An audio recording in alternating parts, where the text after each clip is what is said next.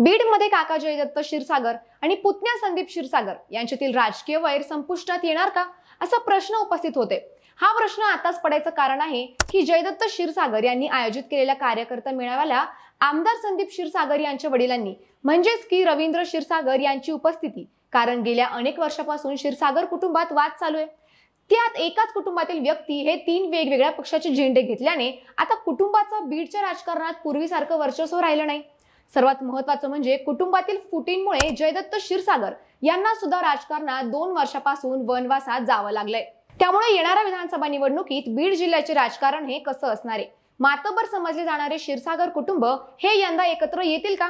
क्षीरसागर कुटुंब एकत्र आलं तर मुंडे कुटुंबाचं काय भूमिका असेल? बीडमधील मुंडे कुटुंबाच्या वर्चस्वाला कुठेतरी क्षीरसागर कुटुंबामुळे ब्रेक लागणार का? या सर्व प्रश्नांचा आढावा आपण थोडक्यात घेऊया। नमस्कार, मी सेजल आणि तुम्ही पाहताय हॅलो महाराष्ट्र। बीड विधानसभेचा आढावा घेण्या अगोदर आपण क्षीरसागर कुटुंबाची राजकीय पार्श्वभूमी काय आहे ते पाहूया। क्षीरसागर कुटुंबाच्या राजकीय इतिहासाची सुरुवात सोनाजीराव क्षीरसागर आणि त्यांच्या पत्नी म्हणजेच की माजी खासदार केशर काकू यांच्यापासून होतं। कर्नाटक मधील माहेर असलेला केशर काकू यांचं सोनाजीराव क्षीरसागर यांच्यासोबत विवाह झाला। तसं सोनाजीराव क्षीरसागर यांचं त्यावेळी गावात आणि परिसरात दबदबा असलेलं प्रस्थ होतं।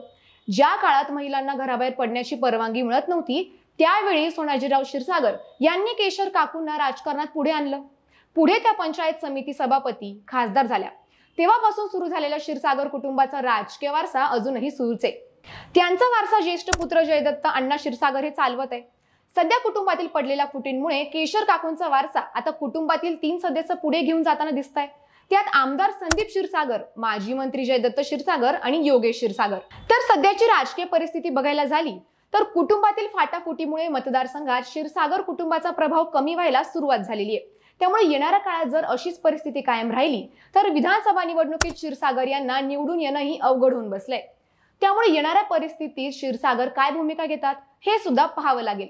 आता आपण क्षीरसागर कुटुंबात नेमका वाद कशामुळे झाला व त्या वादात स्वरूप इतकं मोठं कसं झालं हे आपण विस्तारात जाणून घेऊया। तर क्षीरसागर कुटुंबाच्या वादाची सुरुवात झाली ती बीड नगरपालिकेच्या निवडणुकीपासून।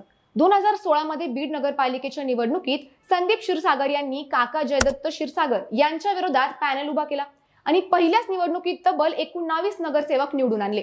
यामुळे क्षीरसागर कुटुंबाच्या ताब्यात असलेल्या नगरपालिकेला घरातूनच आव्हान मिळाल्याने जयदत्त अण्णाला हा फार मोठा धक्का बसला होता। हा संघर्ष पुढे विधानसभेच्या निवडणुकीपर्यंत गेला आणि 2019 विधानसभा निवडणुकीत संदीप क्षीरसागर यांनी काका जयदत्त क्षीरसागर यांचा निवडणुकीत पराभव केला। त्यामुळे क्षीरसागर कुटुंबातील हा वाद आणखी तीव्र स्वरूपाचा बनला। 2019 नंतर जिल्ह्याच्या राजकारणावर धनंजय मुंडेंचं मोठं वर्चस्व निर्माण झालं। त्यांच्या वर्चस्ववादी भूमिकेमुळे क्षीरसागर हे बॅकफुटला फेकले गेले दिसत आहे। त्यातच नुकत्याच लोकसभा निवडणुकीत भाजपकडून पंकजा मुंडे या उमेदवार असल्यामुळे परत क्षीरसागर कुटुंबाला एक प्रकारे संपवण्याचा घाट घातला जातोय। पण दोन्ही क्षीरसागर कुटुंबाने वेळीच सावध झालं। यंदा मात्र राष्ट्रवादी शरद पवार गटाच्या उमेदवाराला म्हणजेच की बजरंग सोनवणे यांना निवडून आणण्यात महत्त्वाची भूमिका बजावली। पंकजा मुंडे यांचा पराभव करून धनंजय मुंडेंना एक प्रकारे क्षीरसागर यांनी योग्य तो मेसेज दिलाय, अशी मतदारसंघात चर्चा आहे। लोकसभा निवडणुकीनंतर मात्र क्षीरसागर कुटुंबातील व्यक्तींनी एकत्र आलं पाहिजे आणि आपल्या कुटुंबातील अंतर्गत वाद थांबवला पाहिजे। राजकारणात एकत्रितपणे विरोधकांना समोर गेलं पाहिजे, हे शहाणपणाचा शब्द कुटुंबातील काही व्यक्तींनी आमदार संदीप क्षीरसागर यांना सांगितलेलं असावं। त्यामुळेच जयदत्त अण्णांच्या कार्यकर्त्यांच्या बैठकीत आमदार संदीप क्षीरसागर यांचे वडील रवींद्र क्षीरसागर हे उपस्थित होते। आता प्रश्न येतो की जर समजा क्षीरसागर कुटुंब एकत्र आलं तर सत्तेची आणि राजकारणाची वाटणी कशी करणार? कारण विद्यमान आमदार संदीप क्षीरसागर हे तरुण आहे, त्यामुळे ते विधानसभा निवडणुकीत माघार घेतील अशी सध्या तरी शक्यता नाहीये। त्यामुळे येणाऱ्या विधानसभेत तेच उमेदवार असतील असं गृहीत धरलं जात आहे। तर क्षीरसागर कुटुंबातील दुसरं तरुण नेते योगेश क्षीरसागर व त्यांच्या पत्नी सारिका क्षीरसागर यांची भूमिकाही महत्त्वाची आहे, कारण त्यांची असलेली ताकद, जनसंपर्क, आर्थिक पॉवर हे सर्व योगेश क्षीरसागर यांच्याकडेही आहे। त्यामुळे त्यांचे पुनर्वसन कसं होईल हे सुद्धा क्षीरसागर कुटुंबालाच पाहावं लागणार आहे। तर सर्वात महत्त्वाचं या कुटुंबातील ज्येष्ठ व्यक्ती असलेले जयदत्त अण्णा यांचं काय? जयदत्त अण्णा हे मार्गदर्शकाच्या भूमिकेत असतील की परत 2024 ला आमदारकीची निवडणूक लढवतील, या सर्व गोष्टीचा विचार क्षीरसागर कुटुंबाला करावा लागणार आहे।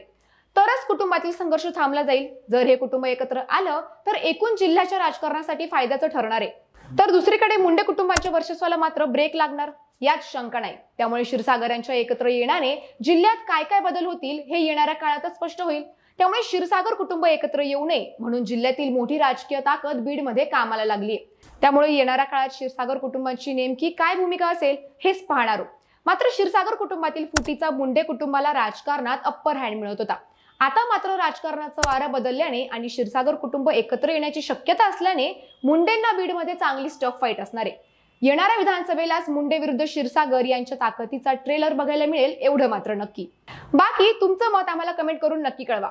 अशाच नवनवीन राजकीय व्हिडिओसाठी हॅलो महाराष्ट्र या आमच्या चॅनलला लाईक, शेअर आणि सबस्क्राईब करायला विसरू नका। व्हिडिओ शेवटपर्यंत पाहिल्याबद्दल धन्यवाद।